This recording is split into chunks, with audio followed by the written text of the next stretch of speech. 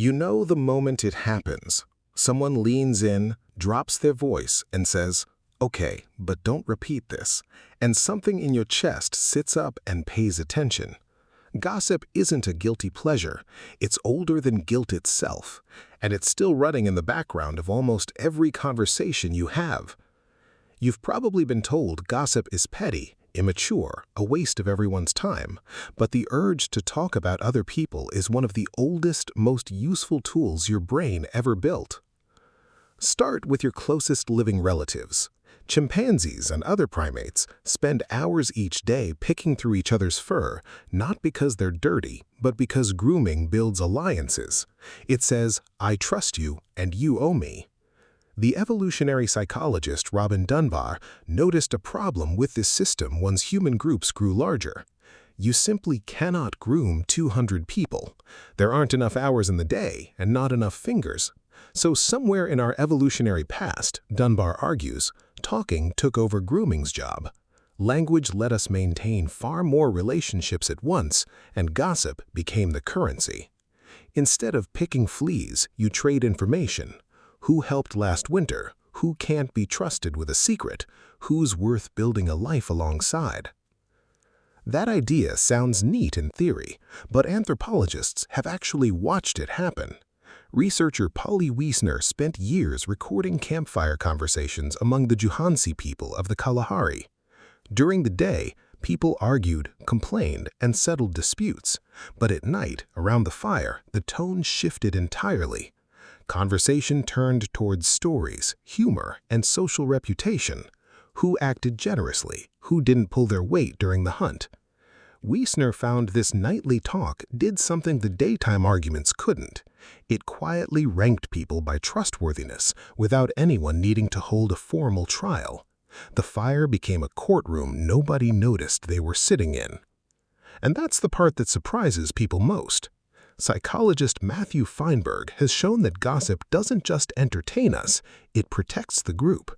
In his research, when someone shared information about a person who had cheated or exploited others, listeners felt calmer afterward, not because they'd caused harm, but because they'd been warned. Spreading that kind of information lowered participants' stress and made them more willing to cooperate with strangers going forward. Gossip, in other words, functions like an early warning system, passed mouth to mouth instead of hardwired into instinct. It travels faster than any formal rule ever could, and it reaches people no institution would bother to warn.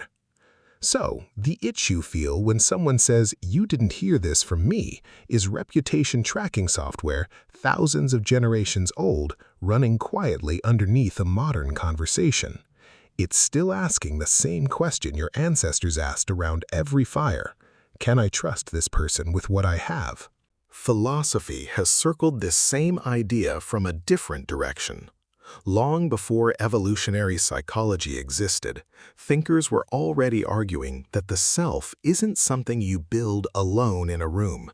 It's built through other people's eyes, through how you're seen, judged, and discussed when you're not in the room to defend yourself. That's an unsettling thought at first. It means part of your identity has always lived slightly outside your control, in conversations happening without you. But it also reframes what gossip actually is. It isn't just talk about others, it's the raw material other people use to locate you, morally and socially, within the group. You do the same thing to everyone else, constantly, whether you notice it or not. That shifts what you're actually responsible for. You can't stop being discussed, and you never really could. Every close-knit group in human history has run on some version of this same undercurrent. Tribes, villages, offices, group chats. What you can influence is which kind of conversation you are contributing to and which kind you're feeding.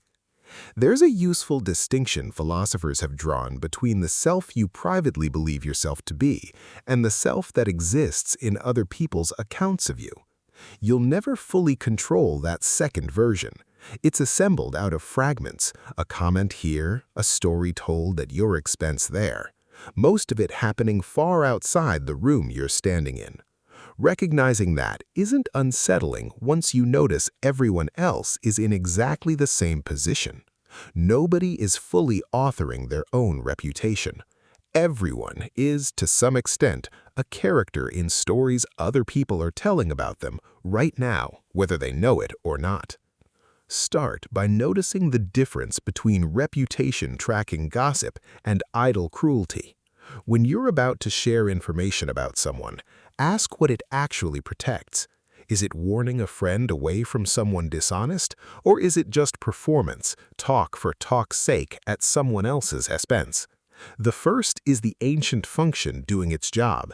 The second is noise dressed up as connection. Second, use the same instinct in reverse. Actively share honest, positive information about people who deserve it. A colleague who quietly helped someone, a friend who kept their word under pressure. This isn't naive positivity. It's the exact same reputation-building mechanism Wiessner recorded at those campfires, just aimed toward building trust instead of policing it. Communities with more of that kind of talk cooperate easier because good reputations become easier to find. You'll still feel that pull the next time someone leans in and lowers their voice. It's one of the oldest instincts you have, quietly asking the same question it always has. Can I trust this person, and can May trust me? What you decide to do with that question is the only part that was ever really up to you.